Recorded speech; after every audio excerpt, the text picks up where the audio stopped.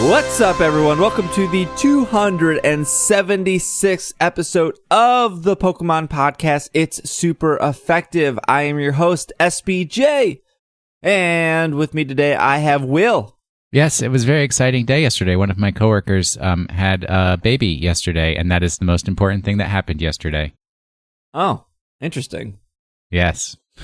Okay, all right. We also have Travis here.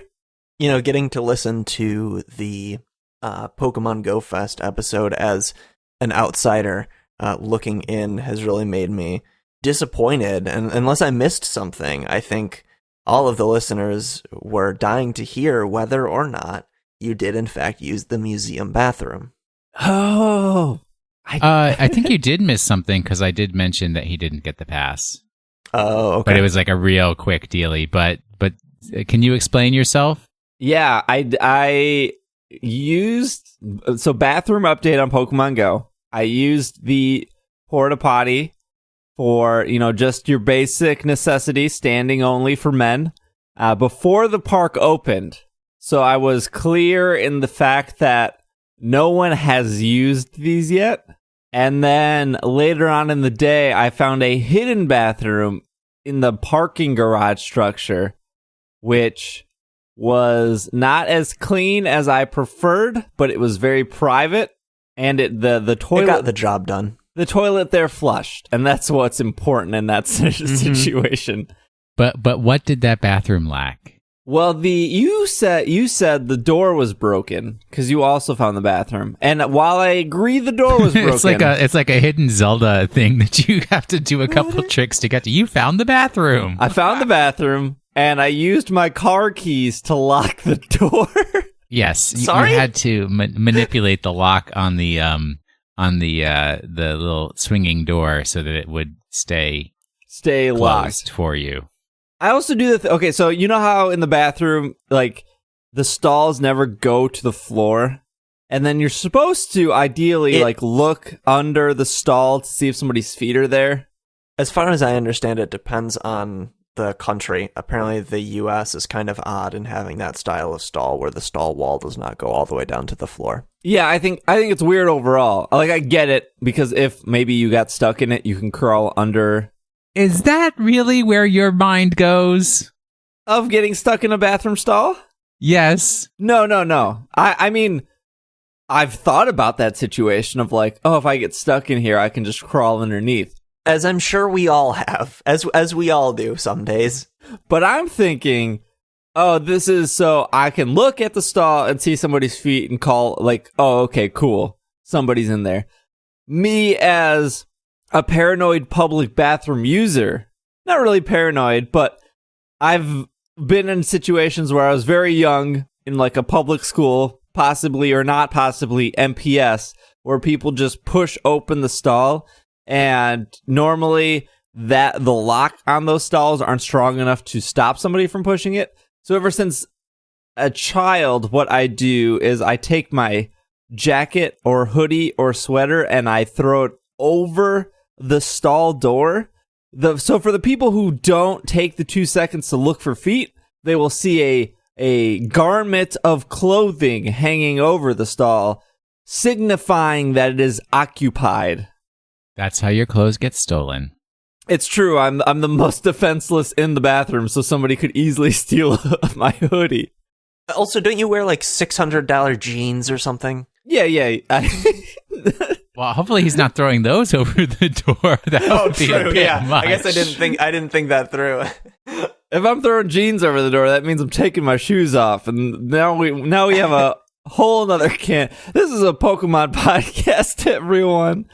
We got an exciting show for you guys today. We have some Pokemon Go news. Of course, even though Pokemon Go Fest is over, we still have some, what do they call, fallout to deal with in regards to that.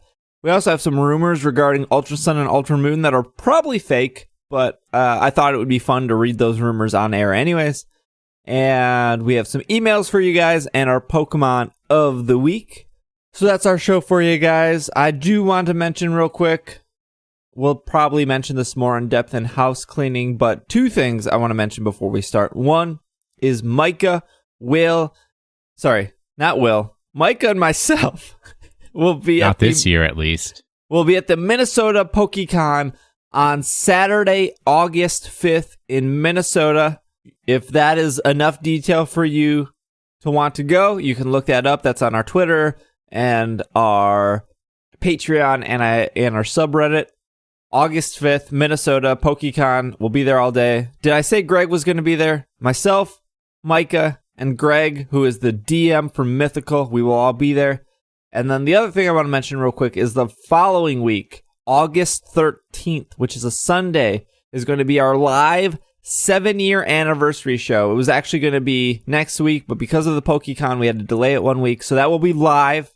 We'll have more details with that within the next week, but that will be Will, Travis, and I for that live show. And there will be some more stuff later that day. It'll be a really exciting show. We have some news regarding the show and everything. So very exciting day. So stay tuned for that. With that being said, let's jump into some Pokemon news.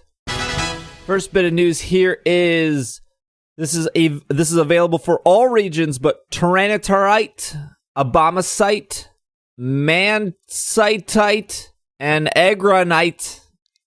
Whew. I'm never going to get better at... Yeah. Manectite. Manectite. I'm never going to get good at saying these.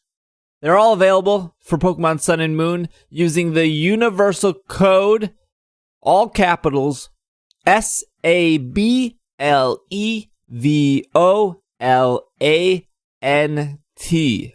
And this is the first time you will be able to get Agronite prior to anything else. The other stones were available in the 2017 International Challenge May. But you can get all four by entering that code one more time, SABLEVOLANT. Sable Volant. Yeah, I'm puzzling that one out. What does that mean? I don't know. Malevolent? Like, I keep expecting, like, both times Steve read it out, I kept expecting, okay, SABLE. He's spelling Sableye, and then he's not. I don't...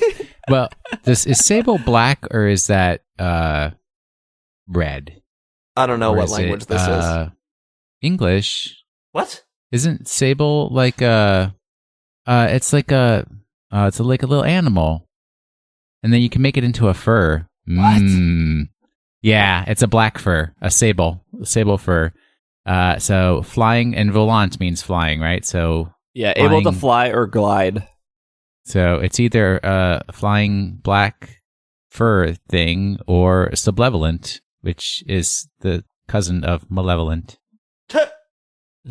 Aw, sables are cute. They're like little. They're super cute. Yes. Takes a lot of them to make a nice fur. Oh no. Well, at least they at least according to Wikipedia, they are in the level of least concern in terms of conservation status, so I shouldn't be too sad. Pokemon Go update here in regards to Milwaukee Parks. We've been following this story very hard since it started, since I'm from Milwaukee, but this is off the BBC. I suppose I could have found another source, but hey, why not? Yeah, because the BBC is so incredibly unreliable. It has been since it started. Right up there with the Drudge Report. Rules designed to stop Pokemon hunters overrunning parks in Milwaukee County has been suspended following a legal change. Milwaukee Parks appeared in Pokemon Go as Pokestops real-world location players visit to gather in-game items, but officials said the volume of players had unintended consequences and ordered game makers to apply for permits, including to include parks in their apps. The order will be suspended while legal change is considered. Now, this is mostly regard to Lake Park, where there was 21 Pokestops there. The complaints happened. Niantic didn't respond. It went to a couple, what do they call those, like hearings, where people could show up and plead if they... public hearings. Yep. They wanted... I kick myself all the time for not going to those because it sounded like it was pretty close. But it pretty much was people coming and saying that this were ruining the parks, and then other people coming and saying that, no, this was really good for the parks. Anyways... It went from 21 stops at Lake Park to about 9 stops after the removal happened from Niantic, which I still don't think they commented on.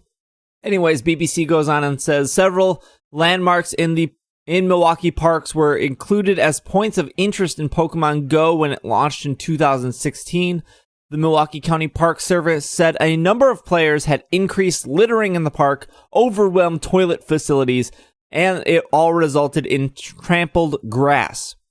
Game companies must detail on how they will deal with security, waste collection, and toilet provision as part of the application process. Critics said the requirement might stifle the development of mixed reality games, which companies such as Microsoft and Apple are investing in. In April, a legal challenge was brought by a company called Candy Lab. The company does not make Pokemon Go, but it is a developer of a poker app that encourages players to visit real-world locations. It said video games were protected under the First Amendment right to freedom of speech and claimed the park ordinance violated that right. A preliminary injunction was granted on Thursday, so the permit required can no longer be enforced until the case is heard. And there you go. There's your Milwaukee. This isn't adding stops back to the park, though, which at this point, I don't know what you guys think, but Niantic hasn't said anything. Niantic went ahead, removed some stops. This other company comes in, says that it's a First Amendment right. Permit is no longer enforced, but I don't think Niantic's going to add those 12 stops back all of a sudden. No, so now I think they've got, yeah. I was going to say, you can look at it legally now that Milwaukee's first action had a chilling effect, and it will dampen future investment in such opportunities in Milwaukee. Yeah, I mean, that's a good point. You could certainly see it that way, that people say, like, well, why would I want to work with Milwaukee if they're so hostile to this type of thing? I think y'all would probably agree with me when I say Niantic probably has more important things on the docket than worrying about adding stops back to Lake Park in Milwaukee, Wisconsin. It just seems like to them, like, I don't see them caring too much about it. Not because, like, they don't care about users, but just because it's such a small percentage of users who would be impacted by that. Yeah, and at this point, hardcore Pokemon Go players in Milwaukee have found other places. Some more Pokemon news here. All right, we'll do this one first. So this is July 25th, 3 days after Pokemon Go Fest ended. This is an update specifically from John Hanke, the CEO. So there's some news in regards here, but they wanted to write a letter about the about how the fest went. And before I read this, Travis, you weren't there, and you said you listened to the episode. What for somebody not going to the fest and then hearing that episode? What was your thoughts or takeaways from that?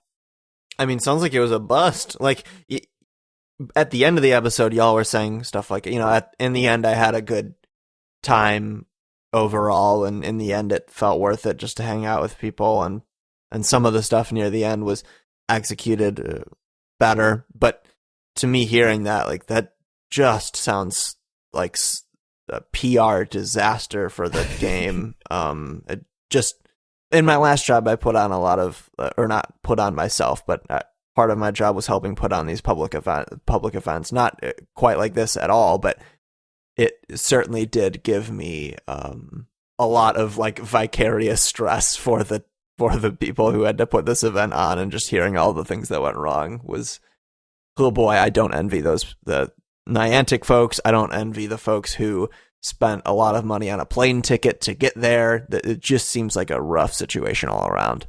I'm sure Niantic thought there would be issues, but I don't think they thought that they would be down for the entire day. Well, until like 6. All right, so this is, again, from John Hanke. During Pokemon Go Fest 2017 in Chicago, we encountered software and network problems that prevented many people from being able to connect to the game. Players were disappointed with their experiences that morning, and we heard boos and shouts from the crowd. We'd like to update you on what caused these issues. While our technical team worked diligently with our event vendor, and telecommunication companies to attempt to resolve the issues, I spent nearly the entire day talking face-to-face with attendees. So did much of the team of the Niantic staff who came to Chicago to support the event. During the hours I spent talking to attendees, I passed on the information we had communicated of our policy on refunds and game credits once we had them, but mostly I listened to what players had to say. Certainly many were upset, and I did my best to listen and offer any assistance I could. Some were able to play normally, more on that later, and more than a few unknown Pokemon were captured by those gathering around to talk. Among those who came up to me, many shared stories of how important the game was to them. Some talked about losing weight, others talked about a path to recovery after a serious illness, and some talked about repaired relationships with children, siblings, and parents. Many groups of friends who had traveled together talked about how the shared bond the game created for them. For those stories, I am grateful because it was obviously an incredibly stressful and disappointing day for all of us. Both I personally and all of Niantic apologize for the inconvenience and frustration. What happened? Technical issues with our game software caused the client to crash and interfered with the gameplay for some users. The gameplay issues were resolved with a server configuration changed, and the crashes were also addressed for many but not all users. A more protracted problem was caused by oversaturation of mobile data networks and some network providers. This caused many attendees to be unable to access Pokemon Go or other internet services. Network congestion also led to a login issue, which affected some users being able to access the internet. This latency-related login issue was addressed with a second Niantic configuration change. Well, I don't know if you got this. I remember the not being able to log in. That only lasted like 25 minutes, a half hour maybe. Yeah. That was not the length of the day. It was really like after you were logged in, either getting kicked out or just like Pokestops not loading, or you're trying to capture a Pokemon and you throw the ball and it just like crashes at that point. So people were in, they just couldn't do stuff once they were in. It was almost, I think it was what they said here after the first update, it went smoothly and then all of a sudden no one could even log in, and that lasted for about 25 minutes and then people could log in, but then it was back to the first issue of nothing actually loading. Continuing this, on the peer network access issue, we provided details, estimates on attendance, and required data throughout per user to our event partner, who worked with the major carriers to allow them to plan for adequate coverage. Some carriers deployed cellular on wheels, cows, to extend their capacity.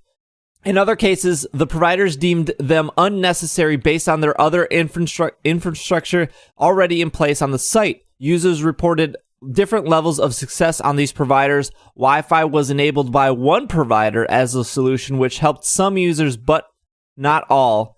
Sprint was an on-site official partner, deployed a cow, and their network was busy but held up well. Although many players were able to play normally for the majority of the day, many were not. And based on that, we had a number of adjustments to the event plan. Okay, so let's break down this paragraph because I think this is the first bit of new information. Hanky says that some cellular networks provided cows. I'm pretty sure we only know that one did, which was Sprint. They provided one cellular on wheels. And they did talk about how one provider provided Wi-Fi. We know who that was for sure. That was AT&T. Yeah, definitely. Where you could pick it up. Which, yeah, AT&T provided Wi-Fi. It worked pretty much, for me, flawlessly throughout the event, except for the 25 minutes with the no login issue. But if I was on AT&T Wi-Fi, I had no problem playing the game for the most of the day. But that Wi-Fi only covered maybe 1/8 of the park. Yeah, if even that much. Yeah. But I didn't see any other cells on wheels. So unless they had them outside the big gates, like, and didn't bring them on the inside, because I don't know what they look like. Well, it looks like do you know what a cell tower looks like? Like a radio tower? Do you know, have you ever seen like a cherry picker? Yeah. Yeah, Okay, I'm just a cherry picker. All right, so it's smaller than that, but similar in that it kind of like extends up like that. But here's the trick. There's usually cables coming out of it that hard link into the wired internet. Like it's not freestanding. You have to have cables coming out of it that go to the carrier's actual physical infrastructure. So that's how you notice them, because you see those cables going out and being like, they're really, really thick cables, and they go off to either like a manhole so they can go underground to where like the fiber networks and what are the little things called that the phone companies have? Wow, my terminology is out of my head. No. It's the stations where all the telephones get together in one place. Well, there's a term for it. Telephone Con 2016. Yeah, exactly. The hub. Oh, it's not a hub. It's got it's called like the central exchange or the central office. I think it's just called the central office. There's one of them up the street from me. When you come visit me, I'll point it out to you. But they've got to hook into the wired infrastructure somehow, and then that tower can then augment cellular, but still transporting it into the wired. So not seeing any towers with thick cables coming out of them and going into hidden secret underground chambers, to me means they weren't there. Unless they were outside of the park, because, we were inside that gated area of the park, which I never mentioned was truly impressive to me, that they can throw up an ad hoc fence around that entire size of that park. That fence is removable. Yeah. And that was pretty amazing to me. Going back, on the peer network access issue, we provided detailed estimates on attendance and required data throughout per user to our event partner, who worked with the majority characters to allow them to plan for adequate coverage. Is the event partner Grant Park? Is that the situation there? No, I think it's whatever company did actual event production, because obviously Niantic is not a specialist in event production, so it's whatever that company was. There are people who actually specialize in event management and putting these kinds of things on. Well, clearly not after this. Oh, and the words that you were going for there, throughput and carrier. Yeah, that's what I said. Yep, there you go. It's just frustrating, and I'm sure it's even more frustrating for Niantic to say, hey, we're going to have a lot of people here, 20,000 to be accurate, because even when we were talking to the producer, another reporter was like, how many people are here? And the producer was like, less than 20,000. And she's like, can I get an exact number? And he's like, our permit allowed for up to 20,000 people. There were no more than 20,000 people in this park. And then he also said that includes staff. Oh, interesting, because they probably had about 200 minimum.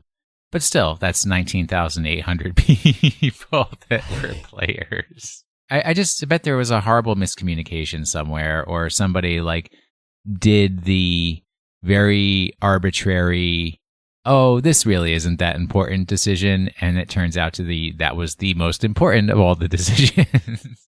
But even if you're Niantic and they come back, none of us had Verizon here, but I'm pretty sure Verizon had the most issues, because Irene was on Sprint, and Irene was playing more than most of us were. Like I said, the AT&T Wi-Fi worked for me.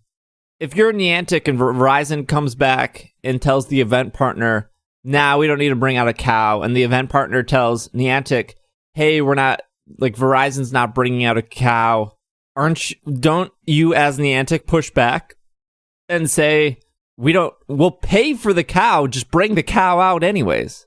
Who's paying? And then I'm Verizon, for the and cow? I say, but typically you don't have to pay for them because the carriers want their network to work where people are. But the response from Verizon is going to be, don't have a cow, man. Oh my gosh. No. I imagine it's just a situation of that probably happened, and the carrier just still said no. I mean, you could see why from Verizon or AT&T or probably not Sprint, but the other two's perspectives, this probably doesn't seem that important to them, I don't know. Yeah. Maybe that's just me. I was going to say, or they just didn't really believe that 20,000 people were going to show up to play Pokemon. Early in the afternoon, we informed players that we would refund tickets to those who wanted it, and we would grant $100 USD in Pokecoins to all attendees due to their inconvenience. We also released the unique Pokemon spawning at the event to their surrounding neighborhoods to give people a way to catch them where their mobile network was stronger.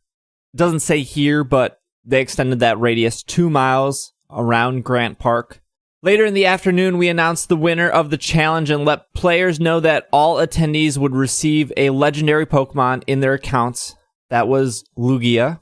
In the early evening, as part of planned gameplay update for all trainers globally, we released legendary Pokemon Articuno and Lugia to spawn in the border area around downtown Chicago and around the world. That's when Pokemon Go trainers did something awesome. As people filed out of the event into the surrounding areas where cellular network was less overburdened, they were able to play together and capture legendary Pokemon in the wild. It was inspiring to watch trainers band together with their friends to enjoy the beautiful evening together despite the struggles of the day. That spirit extended well into the night and resumed again the next day with clusters of Pokemon trainers roaming the city battling legendary Pokemon throughout the day on Sunday. Together from late Saturday to Sunday, trainers in downtown Chicago participated in more than 69,000 raid battles and captured more than 7.7 million Pokemon, including more than 440,000 legendary Pokemon. It was an amazing sight to behold, and it is a testament to the love of the game and the bonds these trainers share with each other. Trainers from the world joined around as well. During the same time period, they participated in more than 4.6 million raid battles and caught more than 500 million Pokemon, including more than 1.9 million legendary Pokemon. At the same time, we were struggling in Chicago. An amazing event was unfolding in Chester, UK, organized by our partner Big Heritage. More than 17,000 people visited that event over 2 days in one of England's oldest and most historic settings. The combination of history and family-oriented Pokemon Go play was a hit. We will be incorporating all our learnings into Pokemon Go events planned for later this summer in Yokohama, Japan, and across Europe. As these events unfold, trainers around the world will have a chance to capture even more legendary Pokemon. Based on the efforts Saturday at Pokemon Go Fest, Lugia and Articuno were unlocked. In the weeks ahead, they will be joined by Moltres and Zapdos. Articuno will be available from July 22nd to July 31st. Moltres, July 31st to August 7th. And Zapdos on August 7th through August 14th. Finally, last paragraph here. Real-world events are the core to the Niantic mission of exploration, exercise, and social interaction. We've been doing this since the early days of Ingress in 2012. Those events grew progressively larger over time, starting with a few dozen in attendance, growing to over 10,000 in Tokyo last summer. At each stage of growth, we've encountered challenges, and each time we've overcame them. We gained new skills and pioneered new techniques for building real-world experiences that support our mission. Last Saturday was not a happy day for us, but we are committed to listening to that feedback, however harsh, to improve that we can continue to build experiences and bring people together, technology, and the real world in innovative ways. John Henke. So an incredibly well written, I think incredibly well said, I think needed to be said, but Will, what are your thoughts overall from this message from Niantic? Well, I mean, he's still expressing optimism and the fact that they're still committed to providing this game. You know, they're not throwing in the towel because it didn't work on that one Saturday. They're actually planning, on continuing having events, and hopefully that those future events will be successful. So, yeah, I mean, I think it is well written. I think it's a good explanation. But obviously, when he says they invite whatever criticism, however harsh, they're going to get it. And because trolls be trolls. And yeah, I mean, there's other news items, I'm sure, that are going to address that portion of it. I don't know last week how much time we spent on it. Once the legendary... So the Lugia was supposed to start at 6 p.m.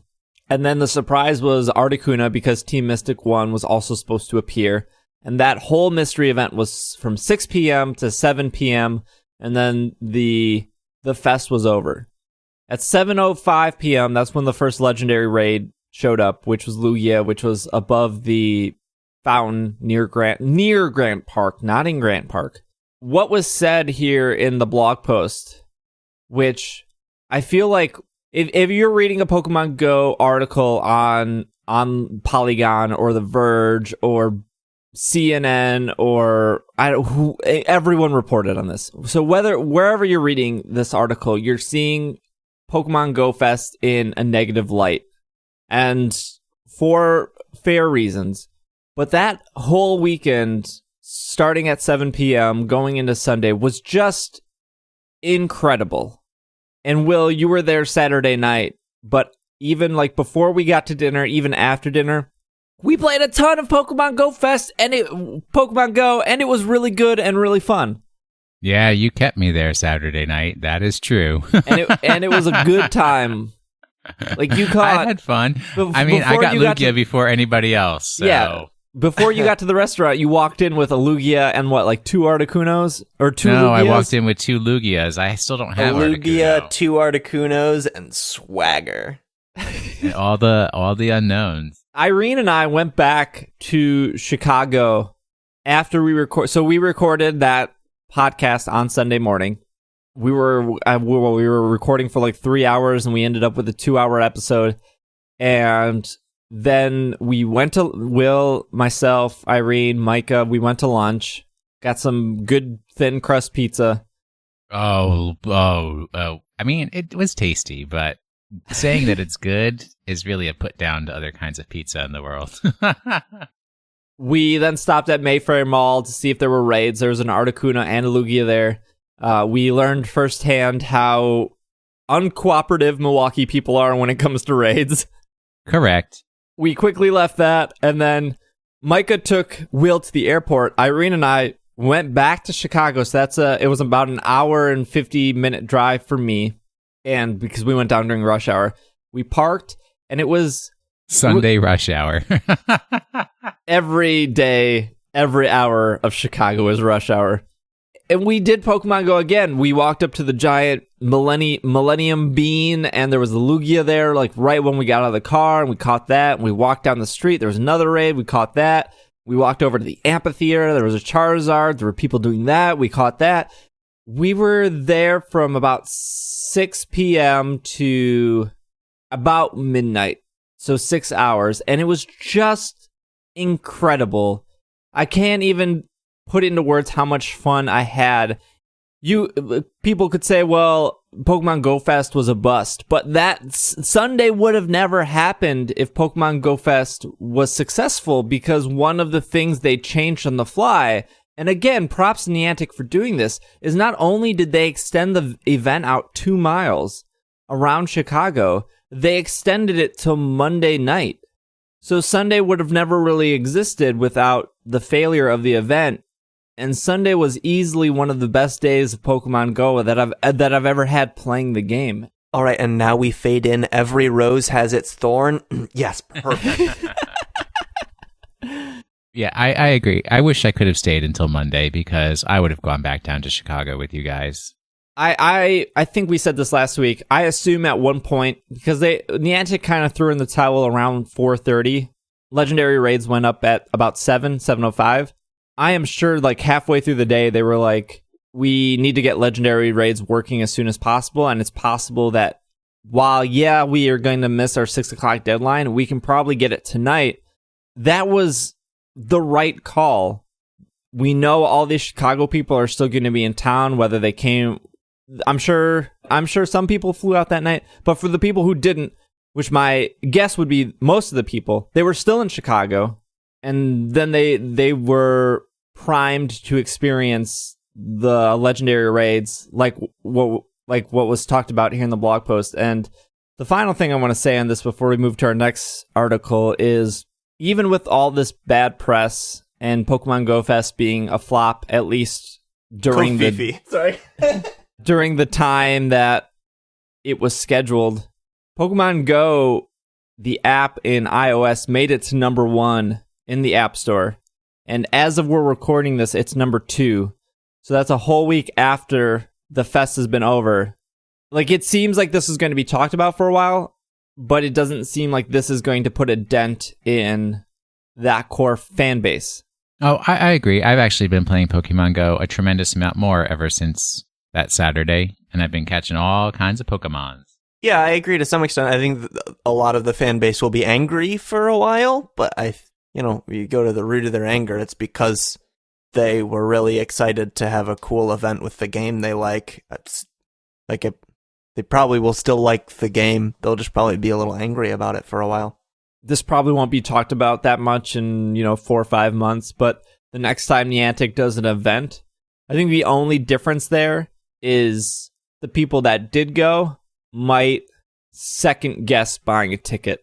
But overall, I don't think that matters because there were plenty of people that didn't get tickets that would probably buy those tickets as quickly as they can the next time they do this.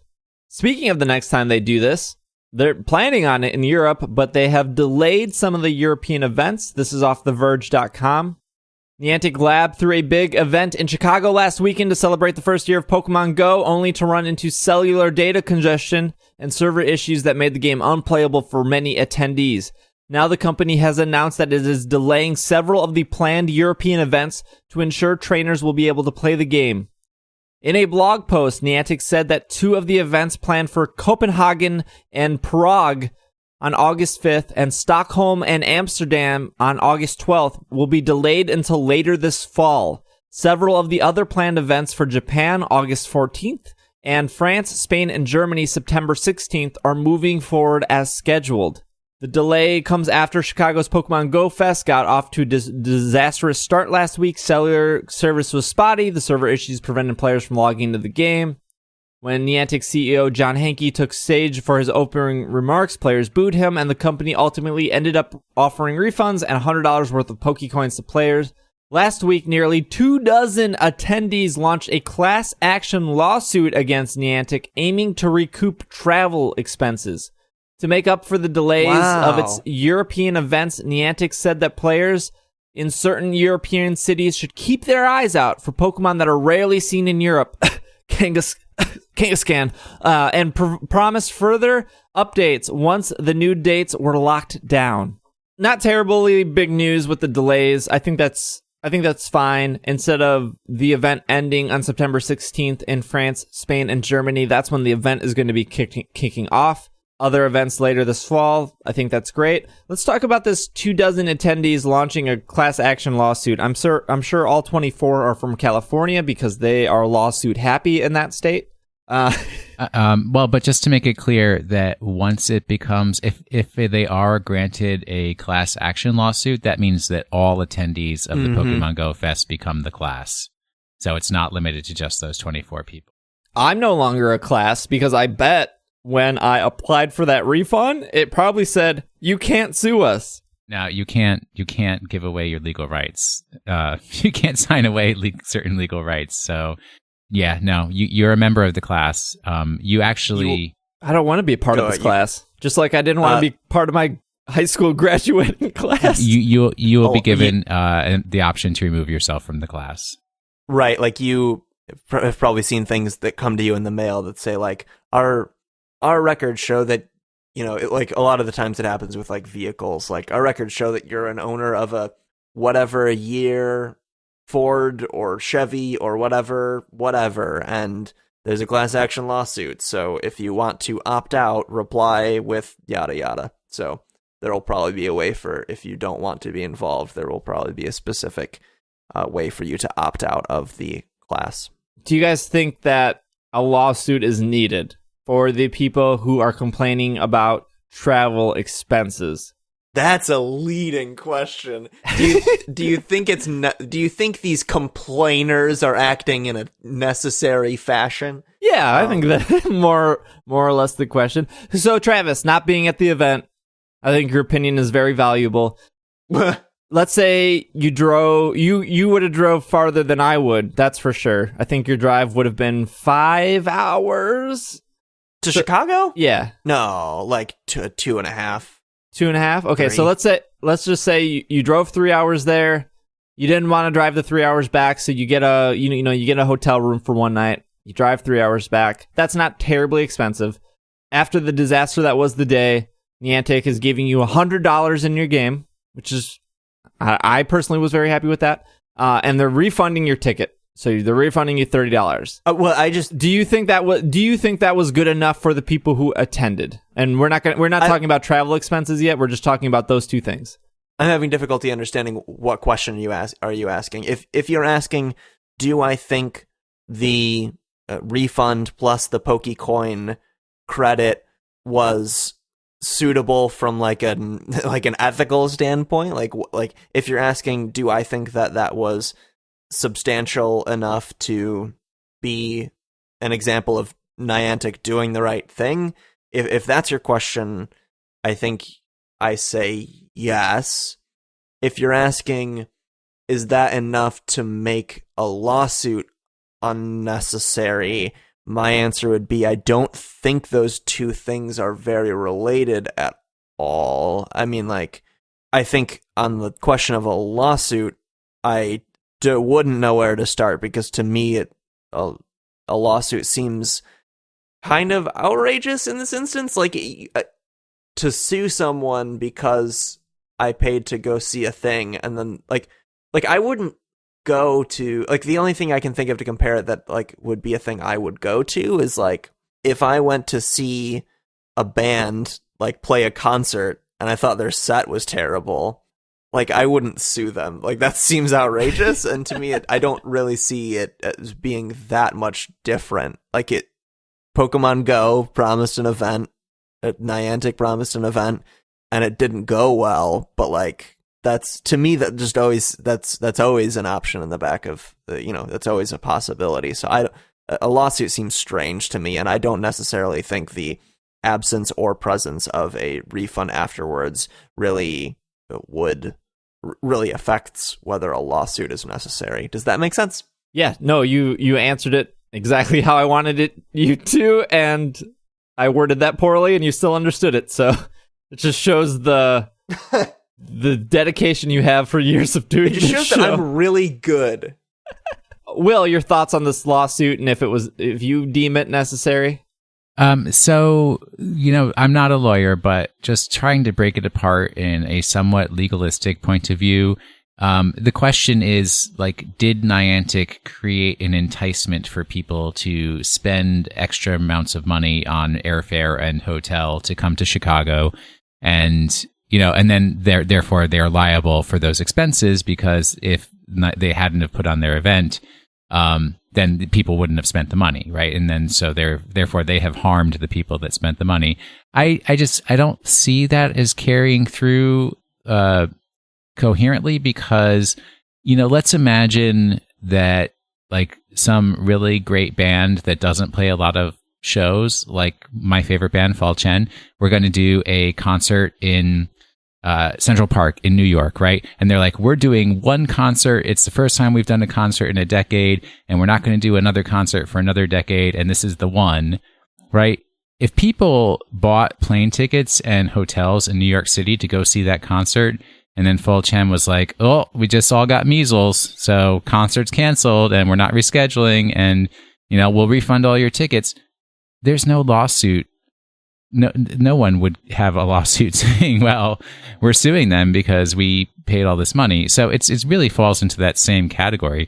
And I'm actually surprised that I want to say that I'm surprised that there are lawyers that took this case thinking that they could actually win, but I guess there's lawyers that'll take any case out there. What you both said, I think, are good analogies. What I was thinking is, like, I'm going to PAX West to talk about Pokemon, like I do. I just booked Irene and my plane ticket for that, and it was $1,100. The hotel I booked was $1,200. So we're at a $2,000 travel expense to go to Seattle for 4 days. And my wallet hurts a lot from that. And I am confident that there are plenty of people that traveled outside of Chicago that probably paid more than $2,000 to get to Chicago, to get a hotel, to get ready for Pokemon Go Fest. But who, maybe I have the answer. The who is the people suing. Who goes to a new city or just a city for one event and nothing else? Like when I'm going to go to Seattle, I'm going to go to the Space Needle. I'm going to go to a museum. I'm going to walk around the wharf. Is that what it's called? The wharf? I've never been to Seattle, but the sure. Docks, the shore, the boat area. I'm going to walk around the boat area. I'm going to do 100 things because I'm in a new city. I'm on a vacation. Just because the event I went to didn't work 100%, it did work some percent, and it worked really well if you walked 2 blocks away from the event, which they extended at, what did they extend it, Will? At like 3 p.m. they extended it? 2 Yeah, p.m.? about that time. Where they said, hey, leave the park. Go catch Unknown. Go catch Heracross. Go get your 2K eggs. 1 block away. Just go out and play outside the park. It'll work. We made it work outside the park. And you know what? It'll work the rest of the night. And it'll work the next day. And it will work Monday. Everything that you can experience here now works. Just leave the park. But going back to my original statement, who goes to an event just for one thing? Like, I cannot imagine the people that are suing that flew to Chicago didn't do other stuff in the city. There's so much to do in Chicago. I don't know. That's debatable. I mean, it is Chicago. What are you going to do? You're going to eat? You're going to drink a beer? Of Chicago. You're going to have a hot dog? And, but you see what I'm saying, though? Yes, like, of course. Planetarium is very nice. The aquarium is very cool. I don't agree with the planetarium. That was very disappointing. Now the Chicago, the Chicago science and magic.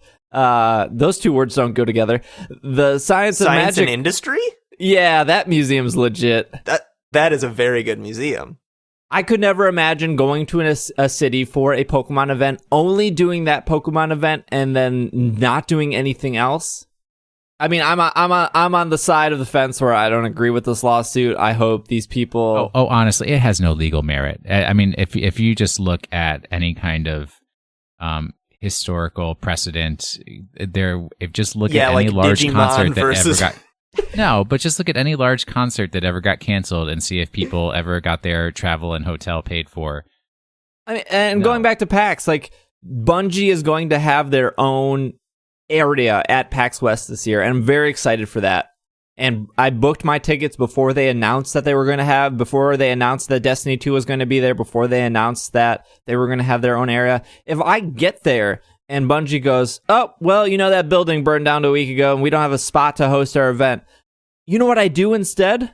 Because most of my time there at PAX will probably be in that Bungie area because I love Destiny.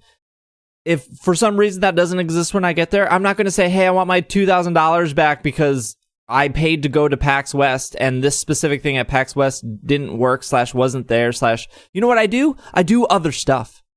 And in the case of Pokemon Go, yeah, it didn't work for most of the day, but they made it work in a different situation. You just had to listen to what they had to say, which was leave our park and go play elsewhere, and it will work. We made it work. Don't worry, guys, it works, and it did work. It's frustrating. We'll keep covering it as it goes on. Travel is expensive, but no one's forcing you to do it. Got one more bit of news, but what we'll do is we'll take a break. We got some rumors regarding Ultra Sun and Ultra Moon. Probably fake, like I said before, but we'll talk about it right when we get back from our break, which we're taking right now. You gotta think outside of the box, dude. Yeah. And outside of the bun. Think outside the bun. Think outside the bun. I mean, that's a pretty good saying. Yeah. Think outside the bun. Bun. Think outside the bun. Think outside the bun. Isn't that the Taco Bell thing? And we are back from our break. Let's talk about this Ultra Sun, Ultra Moon fake rumors. This is a 4chan, by the way. So you know. Oh, wow. It's the latest Only and the greatest. finest of information. All right. So according to this rumor, the second trailer for Ultra Sun and Ultra Moon is supposed to come on August 6th. The trailer will start off showing some major character changes. Lily is your rival. Gladion will take care of Nebby. And Hao will be the first trial captain using Psychic-type Pokemon. Already, I'm not buying this, but... Psychic type for Hao. That's not in the slightest bit. They will then reveal new forms of familiar Alolan Pokemon. There will be a Mimikyu horror form. After the disguise activates on certain Mimikyu, their sheets will fall off and show a dark creature with a round head, 8 piercing red eyes, and 8 of its claws holding it up, along with a drooling mouth. No, and this is wrong right here, because we've already seen what Mimikyu looks like out of its disguise in the Pokemon anime, where it's like a floating... It's like an orb. Ball of... Yeah, floating or gaseous orb. When it undergoes this change, it will become Ghost/Dark type, and its opponent auto-flinches the turn it is revealed. It is much faster and stronger and has higher special attack than physical now, though its physical attack is still higher than normal Mimikyu, and it's abysmal but it will have abysmal defense and special defense. So there's your Mimikyu change. Yeah, I also agree with Travis. Even in the anime, it shows that it has 2 eyes underneath its cloak when it's in the water swimming. Yep. Okay, so to bury this rumor even more, the trailer will then show a Sazazzel gangster form.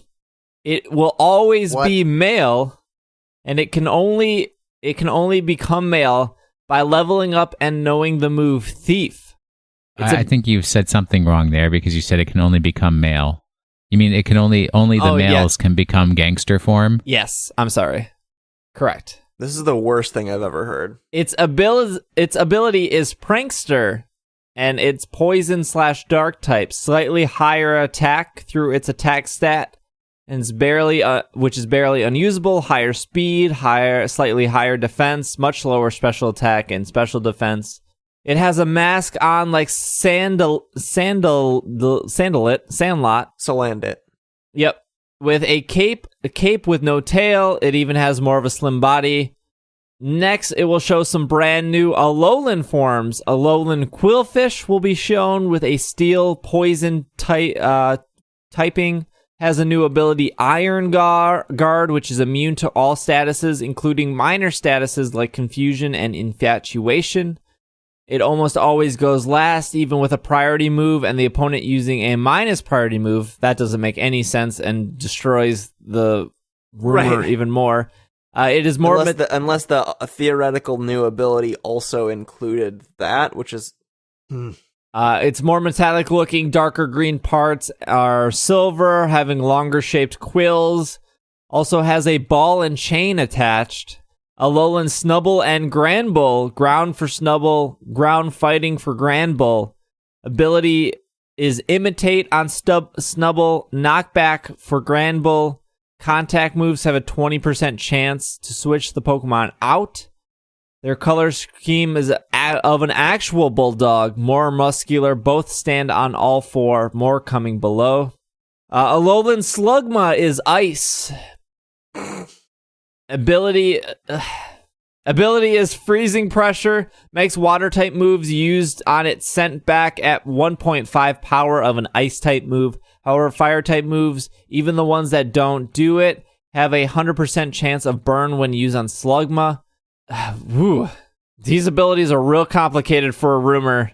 Yeah, and the fact that almost all of them are like unique abilities, with the exception of Prankster, which is a huge like fan favorite ability. Like, it's almost like this is just these are just someone's fantasies about what a cool Pokemon would be.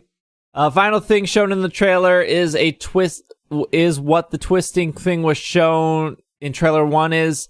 It's a Z It's called a Z ability. One Pokemon per battle has its ability buff. Overgrown Blaze and Torment, for example, all do the same thing. With full HP, their stats, besides HP, are basically half of what they're supposed to do, but the more damage the Pokemon takes, the more powerful the move gets.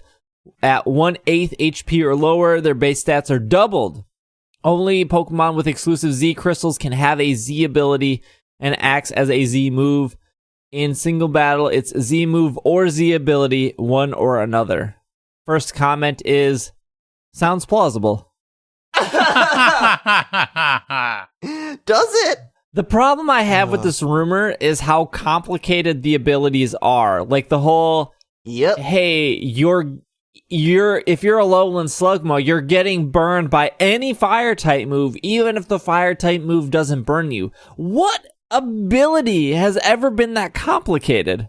Arguably the most complicated ability, or maybe it just seems the most complicated because it's new and complicated, but arguably the most complicated ability is Water Bubble, which is the ability that Araquanid Araquanid, yeah, has, because it has like multiple effects. So first, it cuts the damage from fire type moves in half, but it also doubles the power of water type moves you use, but it also prevents you from being burned, and like there's all these stipulations, and like that is such an exception to the rule, and like and stands out for how strange it is and how many effects it has. Like as I was listing them, I had already forgotten some of the earlier effects that I had already said, and pretty much all of the abilities that were listed there are like on that level of complication, and like Water Bubble already stands out so much of being strange and overly complicated. I really doubt that they're like, let's just have a bunch of those. Also, Salazzle's a mean dude now. Even going back to the first sentence, Lily is your rival. Gladion will take care of Nebby. I have zero clue how that works in a story, in a story sense, and how was the first trial captain. I think we were all in agreement that this was more like a Platinum or an Emerald than a Black and White 2. Correct. And what they're laying out seems more like a Black and White 2 of... Yeah. The whole Mimikyu thing, I don't think is plausible at all. It's not like the anime is doing... It's got fangs, and it's got blood, and it's got death, and it's really metal. I could see Mimikyu having its own form.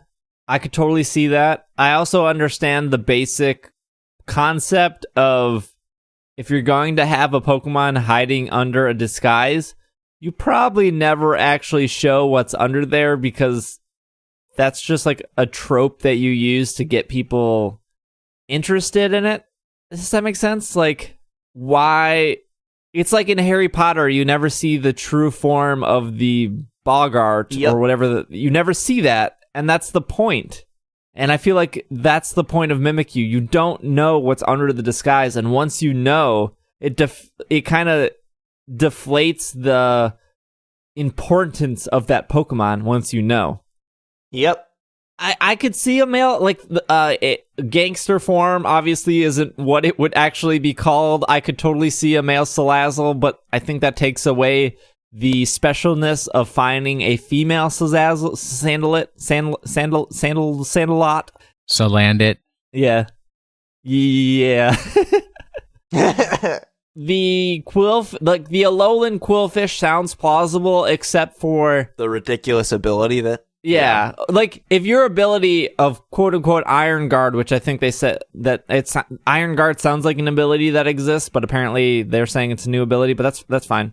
For an ability to go, hey, you're immune to every single status condition, including confusion and infatuation, which, okay, that's fine, cool.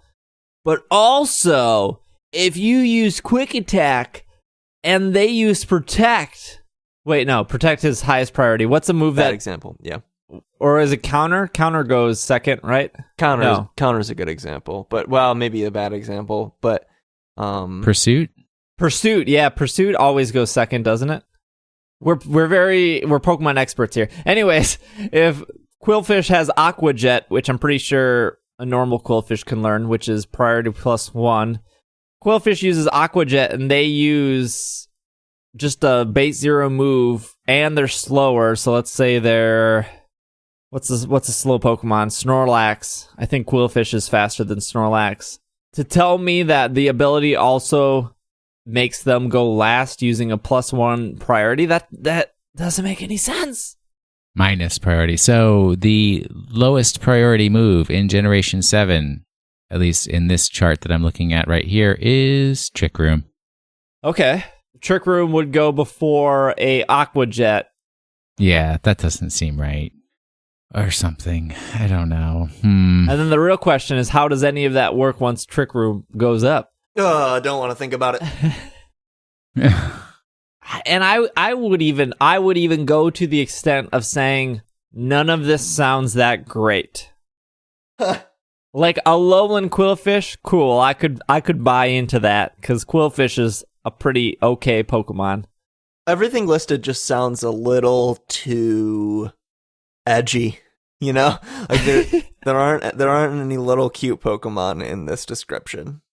True. Where's the Togedemaru?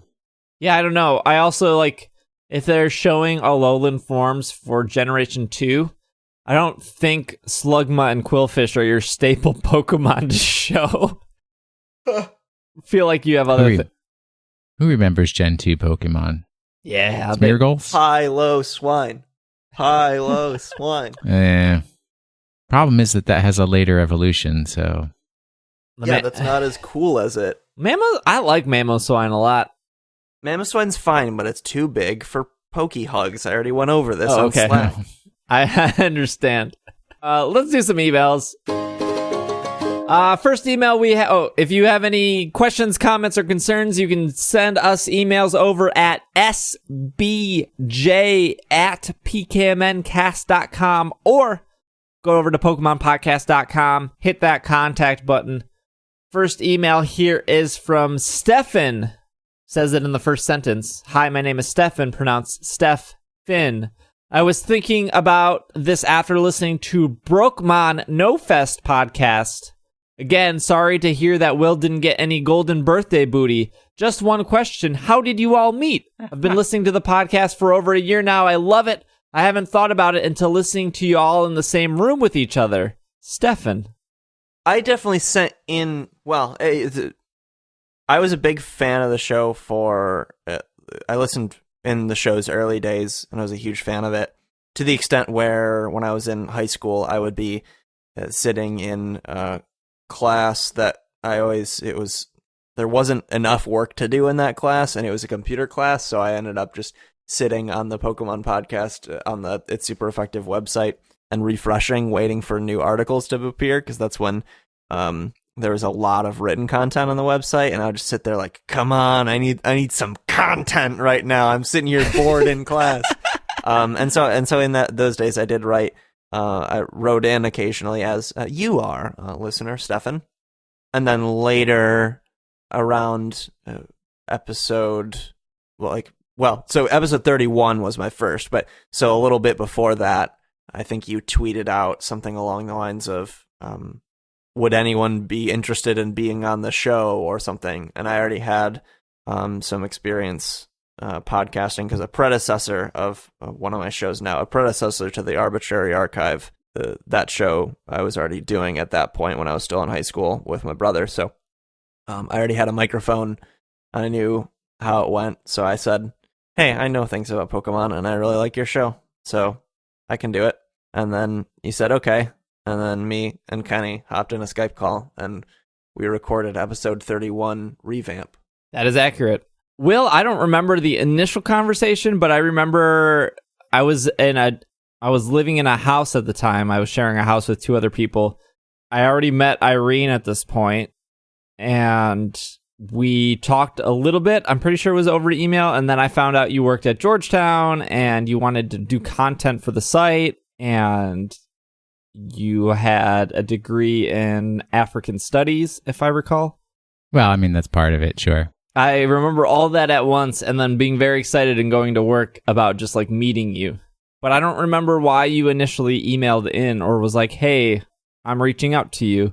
Oh, I remember our very first interaction of all interactions. You tweeted something from the show account about the number of hours you had put into Pokemon Black and White. And I responded and said, don't worry, it caps out after 999 because I had already hit that number. Oh, man. That it stops counting once you get to 999 hours. I put a lot of time into Black and White. No, I think... I can't remember why, but Dave Thomas was like not doing Pokemon of the Week articles anymore. So, and you were like revamping the site and you were like, oh, I need people to provide content for the site. And I was like, well, I got nothing better to do with my life. Let me see if I can write articles. And then you were like, well, give me a sample article. And then I did. And then you're like, well, that sounds good. You can write Pokemon of the Week. And then I started writing Pokemon of the Week. February 14th, 2012, I think. Yeah, it was really 2012. That's right. Because that sounds right. My first article was Totodile.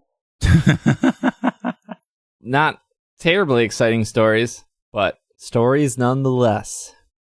This message is from Scott.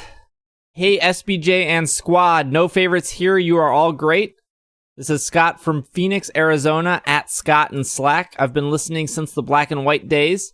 I haven't sent in an email to the show for a while, and I have a question that's been on my mind since Sun and Moon launch. Are you planning on doing an Alola top 10 ranking like you did for Kalos? I love the Kalos top 10, and I would really enjoy getting your opinions on the top Alola Pokemon now that the games have been out for a while. I was also a big fan of the Kickstarter episode, and I thought it would be even better if you could all record the list creation. Just a thought. Thanks for all you do, Scott. So this is just a person who likes ranking things. Love the rank. I remember talking about, we talked about the Kalos, or not the Kalos, the Alolan Pokemon when we did the Kickstarter episode. And the consensus at that time was you all really wanted Mimikyu. No, I think the consensus was that like not all of them had even been announced at that point, right? Yeah. Was it? Yeah, because it was before the games came out. I remember a lot of you wanted to put Mimikyu on the list, and I finally said, hey, we're not going to... Yeah.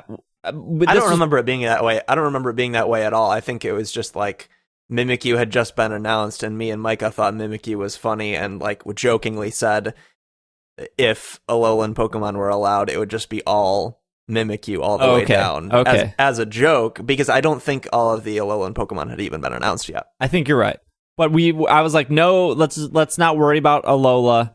And we did the list as it was. And now I think we're so close to Ultra Sun and Ultra Moon, it would be a shame if we did it now. And then all of a sudden they show, Alolan Ursaring, and we would have to adjust the list accordingly. So I think it's something we would do, but probably after Ultra Sun and Ultra Moon.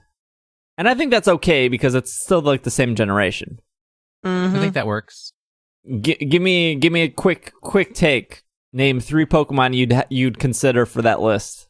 Ribombee. Travis and I will probably have the same exact ones. Yeah, Ribombee right up Mimikyu. There. It's hard to narrow down a third. Like, do Alolan forms count? Yeah, that's the other question. If they do, then probably I think maybe like Alolan Exeggutor. I'm a huge Ribombee fan. That just it's very good. It's just a very special little guy that you got to have. It also can like kill dragons. So I mean, Mimikyu is an easy call because that is such a really cool. Although I'm using Mimikyu in my Pokemon Sun playthrough right now, so basically I hatched it from an egg and it's not that strong in the lower levels.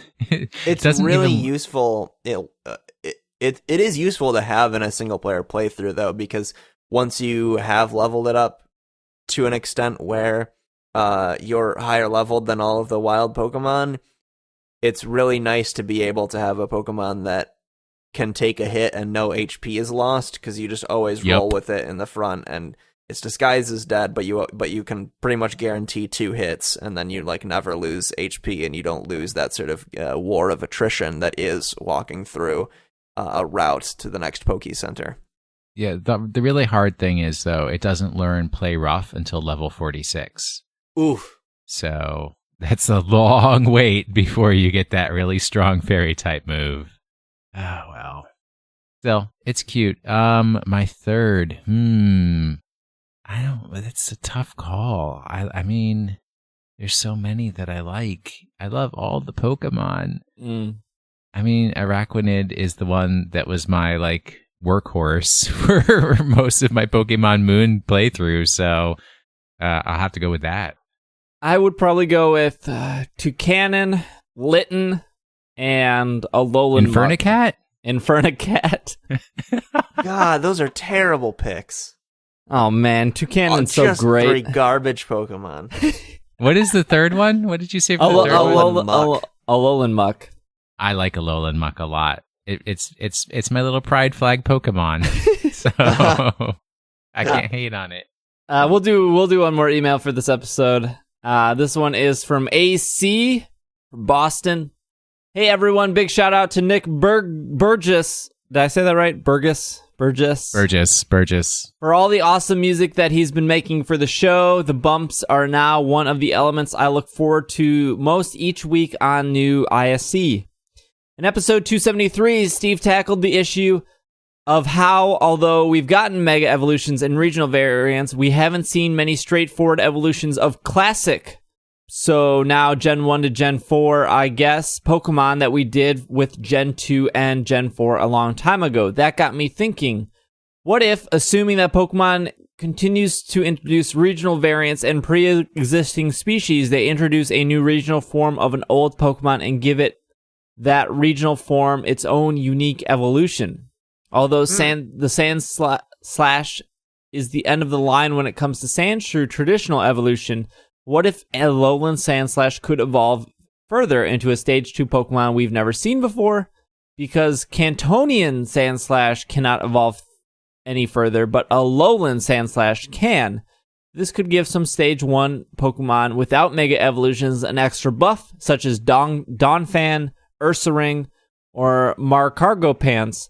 It's a weird thought, and I don't know how I feel about it, so I figured I'd run it by you. Keep up the good work, AC. Where do I put this garbage in my Pokedex? What Pokedex number does it get? The math does not work. Yeah, the Pokedex number would be a little weird. Although, with it's already weird with Honchkrow and Politoed and stuff. Fine, the math does work. I like the idea. They can do whatever they want, and it is a nice idea where they can sort of just expand on our currently enjoyed Pokemons. Well, except that the problem is that they haven't revealed them yet, right? And I don't want them. One of my biggest criticisms of Black 2, White 2 was it's like, oh, it's 5 years later, and wow, we've had this huge surge of foreign Pokemon all over Unova now that we didn't have 5 years ago. And I'm like, oh, this is the life cycle of Pokemon really 5 years that they could have this many appear from out of nowhere? Well, cargo plane just flew overhead and opened its hatch and dropped a bunch of Chimchars and stuff. That's the there weren't any Chimchars in Unova. 1.5. Yeah. The story you the didn't cargo get. Plane. But, yeah, that's one of my concerns with Ultra Sun and Ultra Moon, and introducing new Pokemon that they weren't there, but they just happen to be there now. That I would not enjoy that. That would take away from the games for me. So, but even if they didn't do this in Ultra Sun and Ultra Moon, but they did in a future game, it would still be interesting, I suppose. My guess is they wouldn't do it just because I doubt they would want to introduce 2 versions of the same evolutionary line where one is strictly better than the other. And I don't think they would be willing to put in the design effort to craft an evolution in the theoretical version of the evolutionary line that has an additional stage, I doubt they would want to put in all the design effort to make it not seem strictly better than the evolutionary line that doesn't get the evolution. Is what I'm saying? Does that make sense? Yeah. So just for clarification purposes, maybe this is a dumb question, and I'm pretty confident I know the answer, but I'm just going to ask it anyways. You can only get Alolan Rattata in Sun and Moon, right? Mm-hmm. Correct. But if I take a regular Rattata from X and Y, move it to Pokemon Bank, and then move it to Sun and Moon, it stays as a regular Rattata. Correct. If you breed it, however... That was my next question. It will be born as an Alolan form. Okay, but what if I breed two Rattata from X and Y? Is it then Alolan because you're in Sun and Moon? Yes, to my knowledge. I can look it up and confirm, but that was my understanding. So a regular Muck and a Ditto in Sun and Moon will produce an Alolan Grimer, even though it shouldn't? I don't know. I feel like it shouldn't. It's the influence of the islands, so... Okay. Right. But Mama Muck has no rainbow going through her. Okay, genetics has no application to the Pokemon world, even if they did try to imply that through Pokemon X and Y. Eggs appear by magic, not biology. Well, not with that attitude. No comment.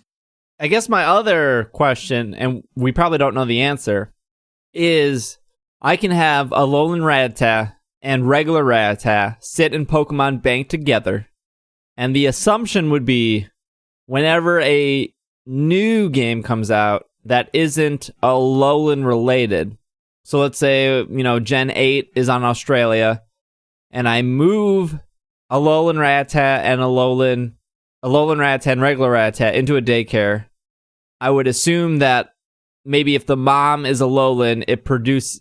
Well, that doesn't make sense, because going with your original statement, if it's the region that is generating these Rattata to be dark, then on a different island, they would just become normal again, even though one might be Alolan and one wouldn't be Alolan. One of the parents has to hold Alolan incense, and then it has an Alolan child. That's not a real thing. No, it's not. In that, as you were asking that question, I was looking up to see if my previous answer was correct. And it was to a point. To backpedal a little bit, the question was, do two Kanto form Pokemon, two Kanto form Rattata, if they breed, do they form Alolan or Kanto form Rattata if bred in Sun and Moon? And the answer is that they will form an Alolan Rattata unless they are given Everstones to hold. At which point, they will breed a Kanto Rattata. Okay. What? They both have to have Everstones? The only example I could find on the internet was with a Ditto, so I'm not sure. It might be just the mother or just the father. I would imagine just the mother. Interesting. Well, that's good to know. It's a good question, too, from AC. Well, I think that'll wrap up emails. If you have any emails, and if you sent an email and I haven't gotten to it, don't worry. They are flagged to read.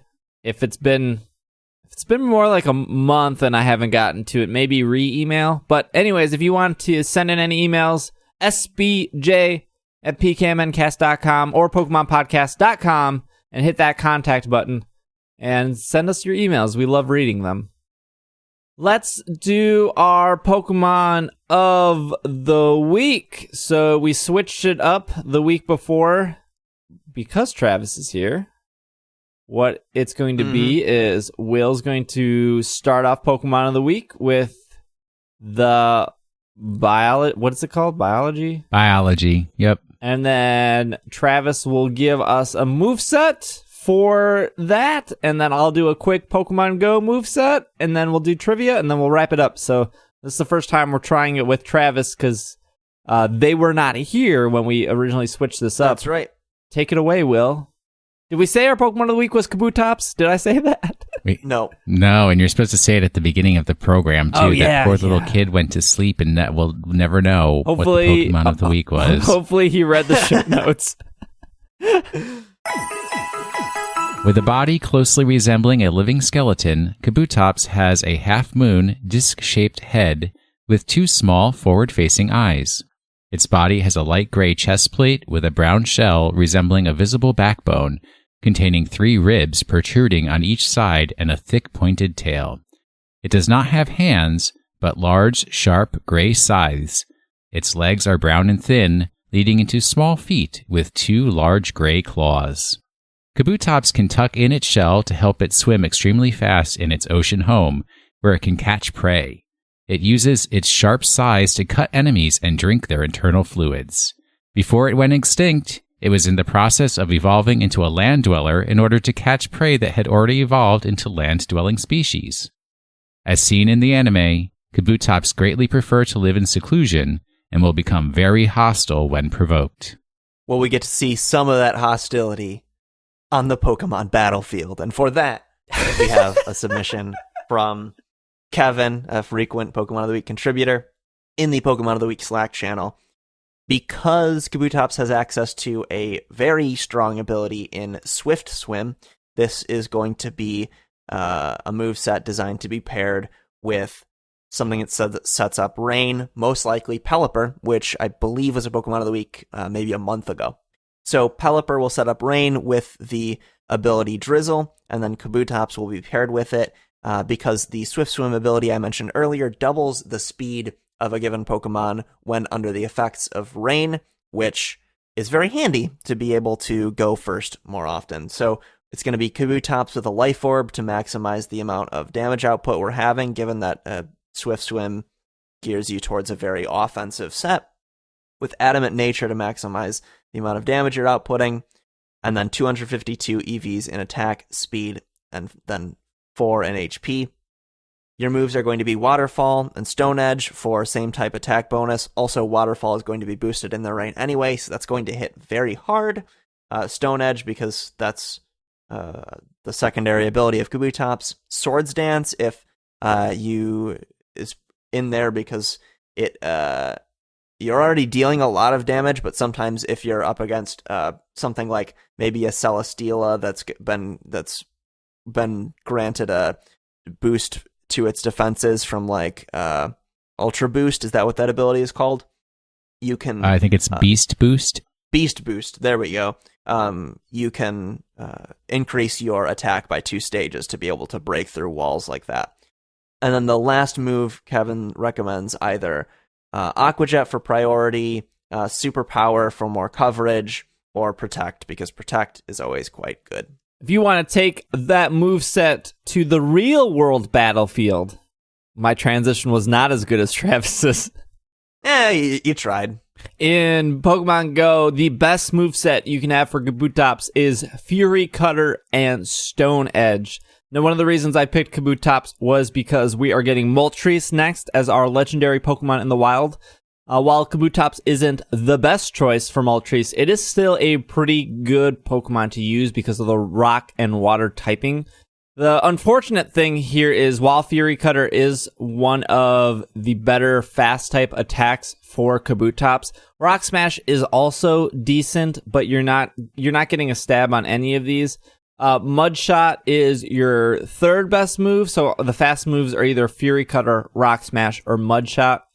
Fury Cutter being the best, Mud Shot being the worst, because none of those get stab, which is unfortunate. And if you're unfamiliar of what stab is, it's same type attack bonus. So for Kabutops, it would be any rock type moves and any water type moves, and those 3 fast attacks I read off, neither are rock or water.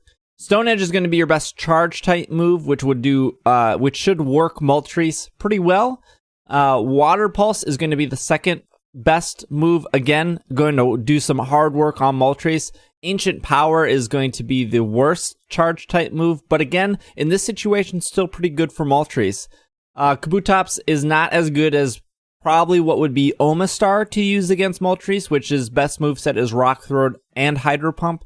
Both are stab type moves. Both are super effective against Moltres. But again, if you're going in battle against this legendary Pokemon, you're going to have the resistance against the flying type that Moltres is doing, and you're going to have the resistance against the fire type. So personally, Kabutops, not a terrible choice for this week's legendary Pokemon if you happen to find a Moltres, and more importantly, if you happen to find a group to do Moltres with in battle. We got a lot of response that people liked the Pokemon Go moveset, so there you go. If you enjoyed both the Travis moveset for Sun and Moon and the Pokemon Go moveset... really the Kevin moveset. Please let us know via Twitter or Slack or whatever. Some trivia real quick. In Pokemon Red and Blue Beta, Kabutops was originally known as Lantis, derived from the word Atlantis. Kabutops has a scientific name, Kabutops maximus, which is stated in Fossil Fools. Is this spelled wrong? Fools? Fossil Fools? I think it's a anime episode title, and they're all puns. So Fossil Fools as opposed to Fossil Fuels. Got it. In the other Pokemon known with a scientific name is Oddish, with Odium Wondrous. The name Kabutops maximus does have a real meaning. When it's translated, it means the largest Kabuto face, referring to the size and shape of Kabutops' head. Kabutops and its pre-evolution share the same category name with Blastoise. They are all known as the shellfish Pokemon. And Blastoise isn't a fish at all. It's a turtle. That's not weird a that it's fish. called the shellfish. That's weird. Well, it has a shell that has that going for it. It's halfway there. Cannons installed. Mm-hmm. Let's do some house cleaning real quick. Greg from Mythical, myself, and Micah will be at the Minnesota PokeCon. It's 4th year, if I'm not mistaken. We will be there on Saturday. We will have a panel at 7 p.m., which will be recorded for you guys that cannot make it out in Minnesota. If I'm correct, tickets are about $40 to $50 for the weekend. I'm not sure how much a Saturday pass will be, but like I said, we will just be there on Saturday. Our panel is at 7. It is titled How to Eat Pokemon, and I will leave it as that. That's disturbing. It should be a good panel, hopefully. Very excited for that. How to serve man. It's actually a cookbook. We will be there. We of course dying to meet you guys. So if you're in the Minnesota area, please come out. We will probably be leaving right after the panel. Micah and I will be, so we will be there when the con opens, which is at 10 a.m. We will be there all day till 7. We'll do the panel, and then we got to jet out back to Milwaukee. So please come out to that. I will be at PAX West. Irene and I are going to PAX West. We will be having a panel there. Just like our previous PAX panel, the one I did with Travis and Will, and it went over very well. It will be top 10 Pokemon of the electric type, voted by the audience. What? Travis, what won Boston? That was water Pokemon. What was that? Is it I think it ended Squirtle? up being either Vaporeon or Magikarp or Squirtle. Yeah. So it'll be electric Pokemon this time. Is Pikachu going to win? No. No? No, But- it'll be like Alolan Raichu or something. Oh, maybe. But very happy to say that the Jay Witz from YouTube, from the employer YouTube, from the company YouTube, Jay Witz will be there on our panel, and I am working with a couple other guests to have on the show, so hopefully I can announce those folks next week. But Jay Witz will be on the panel. I do know that they gave us a 400-seated room, which Boston gave us 300 seats, and we filled that very quickly, so thank you everyone that came out. Very excited to see everyone at PAX. We will have an unofficial PAX meetup for those who cannot buy PAX tickets outside of PAX, which went over pretty well last year. I won't be there, so Travis and Will will not be there. You can just mail me all of my presents that you're planning on bringing to me. My mailing address. No. The other thing is we have a Patreon, patreon.com/it's super effective. If you want to support the show, we are moving into August, so always a good time to sign up at the beginning of the month. Augie doggy. You can sign up and get access to our Slack community. Also, if you pledge at $4 a month, you will get access to my other podcast I do with Irene, which is called Alola Vacation, which is a Pokemon Sun and Moon anime recap podcast. Rumor has it you like the Sun and Moon anime, even though before doing that podcast, your opinion was the other one, the one where you said you didn't like it. I didn't like it because of the Team Rocket and all that stuff, and it's still a little bit bothersome, but I like the new direction they take with Ash. Me too.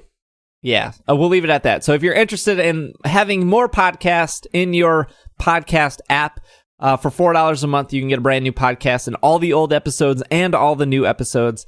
If you are not a Patreon subscriber, you can still jump over to Patreon. I do publish stuff that is in regards to the show, so there is a big update of the upcoming conventions we're going to and some other stuff if you're interested in reading that. And I think that's it. I think that's everything. If we forgot something, though, we will talk about it next week, as always. But you can follow Travis on Twitter at @TravisW. You can follow Will on Twitter at WashInTheSink. And you can follow me on Twitter at DraggingALake. Finally, the best way to stay up to date with the podcast, of course, is on Twitter at Pokemon Podcast. But speaking of Pokemon Podcast, this has been another episode of the Pokemon Podcast, and we are super crustaceans.